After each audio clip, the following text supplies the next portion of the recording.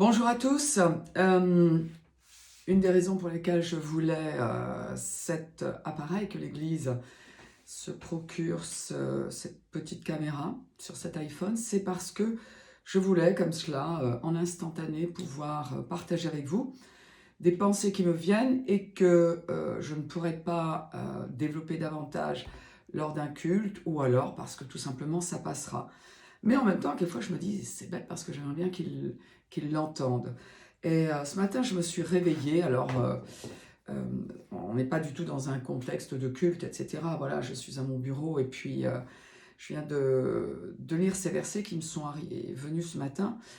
Et à vrai dire, peut-être parce que le message de Monsieur Macron hier annonce de bonnes choses et puis en même temps laisse présager des remous. Des remous dans notre société.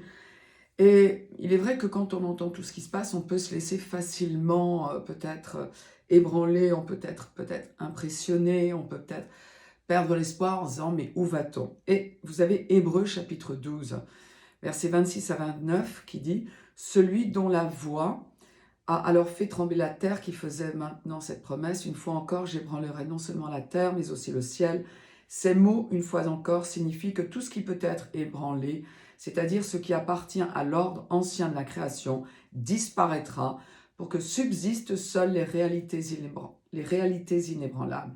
Le royaume que nous recevons est inébranlable. Soyons donc reconnaissants et servons Dieu d'une manière qui lui soit agréable, avec crainte et profond respect, car notre Dieu est un feu qui consume.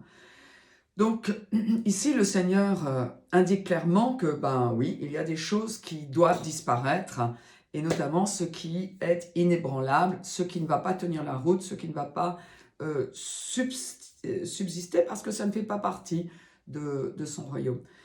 Il est dit que, bon, il va ébranler la terre, on sait qu'il va y avoir une terre qui sera renouvelée, même le ciel, on voit des choses sur terre qui sont en train d'être ébranlées, mais la Bible nous dit que oui, effectivement, il va y avoir des choses au ciel qui vont être ébranlées également. En attendant, il y a juste un principe que je veux faire ressortir ici, c'est que nous devons accepter que des choses soient ébranlées dans notre vie, autour de nous, afin que seul ce qui subsiste, ce qui est digne de subsister, c'est-à-dire ce que seul Dieu a fait et a créé, soit mis en évidence. Il n'y a que ça qui va rester.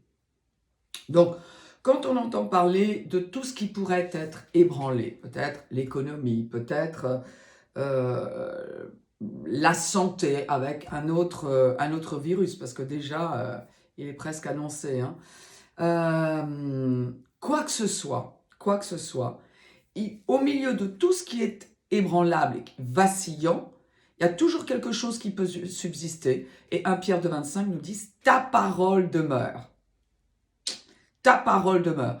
C'est-à-dire que au milieu d'une économie vacillante, qui n'appartient pas au royaume de Dieu, donc à un moment, elle doit prouver qu'elle ne tient pas la route, hein, au milieu peut-être de menaces sanitaires, il y a toujours la parole de Dieu qui, elle, demeure, à laquelle on peut s'accrocher. Et puis plus que cela, la Bible nous dit que les portes de l'enfer ne prévaudront point contre l'Église. Vous vous rappelez ce qu'il est dit dans Matthieu. Ben, cela veut dire que nous faisons partie de ce qui ne vacille pas, de ce qui n'est pas ébranlable, de ce que le diable ne peut pas raser. Ça, c'est valable pour tous les chrétiens qui sont nés de nouveau. Seulement, on sait qu'il y a des chrétiens qui sont nés de nouveau qui vont vaciller au milieu de tout ce qui est ébranlable et qui va être ébranlé. Pourquoi ? Parce que ces chrétiens n'attachent pas une importance suffisante à la parole qui demeure éternellement. Donc, je vais vous encourager, plongez dans la parole, étudiez la parole, réécoutez les messages qui inspirent la foi. C'est vrai, moi j'aime me tenir au courant de l'information, de ce qui se passe dans le monde, parce que je ne veux pas être dupe ni dupé. Ceci dit, ça n'est pas ce qui retient mon attention. Ce qui retient mon attention et ce sur quoi je me focalise, eh bien c'est ce qui va demeurer éternellement. ce qui m'a été donné afin que moi, au milieu de tout ce qui est en train de secouer, ébranlé, qui bouge, etc., eh bien, moi, je demeure à ma place, je reste inébranlable, parce que j'appartiens à un royaume qui est immuable, j'appartiens à un Dieu qui est éternel, j'ai des principes qui subsistent éternellement. Voilà, alors ça c'était la pensée du jour, j'espère qu'elle vous aura encouragé, comme moi-même je le suis. Alors je n'étais pas découragée, mais je veux dire que cette pensée-là qui m'est venue ce matin,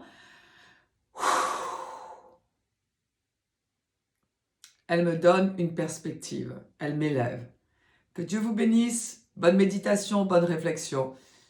Voilà, ça marche, hein? Peut-être.